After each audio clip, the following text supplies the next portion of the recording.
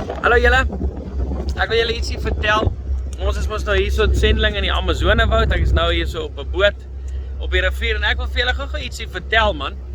Nou die dag toe ons daar so in die dorpie is waar ons bly, in die woud, die dorpie se naam is São Gabriel da Cachoeira.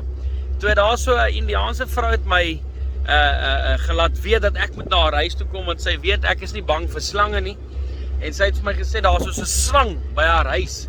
Haar hoenders verdwyn so een vir een. En ek gaan toe so en toe in. Ek gaan soek toe nou daar so en gaan soek en op die einde kom ek toe nou af, want sy het gesê sy het 'n slang gehoor, nou al 'n paar keer, maar haar hoenders verdwyn. So sy weet toe nou dit moet seker 'n slang of 'n likkewaan of 'n wat se ding wees. En in elk geval ek gaan soek toe en tussen hulle het so 'n seil oor so 'n paar bakstene nadat hulle 'n bouery aangevang het daarso.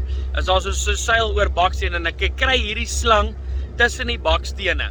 Wat hy wegkruip agter die bakstene, kruip hy weg onder die seil. Toe is dit 'n anaconda. Nou nie 'n verskriklike groot anaconda nie, is nou 'n jeugdige anaconda, maar hy's heel redelik sterk en groot. En ek vang die ding toe en ek sit hom toe daar so in 'n ding wat ek saamgevat het, so groot houer.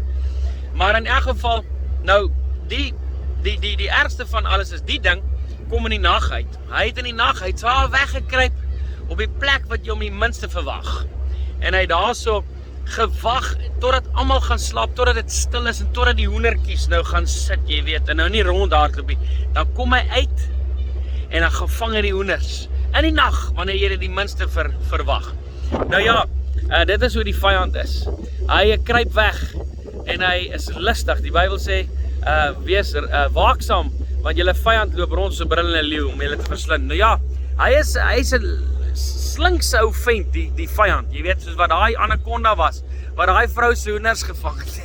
En in elk geval, maar so moet ons versigtig wees dat die vyand nie wegkruip op 'n plekkie wat jy hom nie sien nie. Jy's dalk nie bewus van hom nie en op die tyd wat jy dit die minste verwag, wanneer jy dalk rustig is of moeg is of wanneer dit donker is, dan kom hy en hy kom val aan en hy kom steel en hy kom slag en verwoes en wil vernietig. So wees versigtig vir die vyand, soos daai slang. En as jy weet waar hy is, of as jy weet, as jy vasgestel het iets is gevaarlik en hy is besig om dit wat kosbaar is in jou lewe te vernietig, sorg dat jy iemand kry. Gaan dan na jou predikant of gaan na iemand toe wat jy weet is 'n geestelike mens wat die Here Jesus liefhet en gaan sê vir daai persoon, hoor jy moet my help. Jy moet my help. Ek wil van hierdie ding ontslaa raak in my lewe want hy vat goeders wat kosbaar is in my hart, vat hy weg. En jy weet, soos wat daai vrou het my gekontak en sy het vir my gesê, ek moet daai ding kom haal.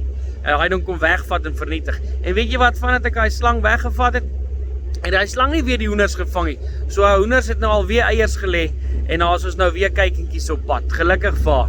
En ons hoop daar gaan weer vinnige slang kom nie. Maar vriende, moenie toelaat dat die vyand wegkruip in jou lewe en slinks op 'n slinkse manier goeders wat kosbaar is, geestelike goed in jou lewe kom steel en slag en verwoes nie.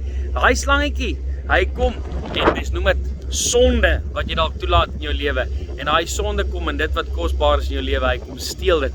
Moenie dit toelaat dat die vyand dit regkry in jou lewe nie. Die Here seën, mooi bly waai.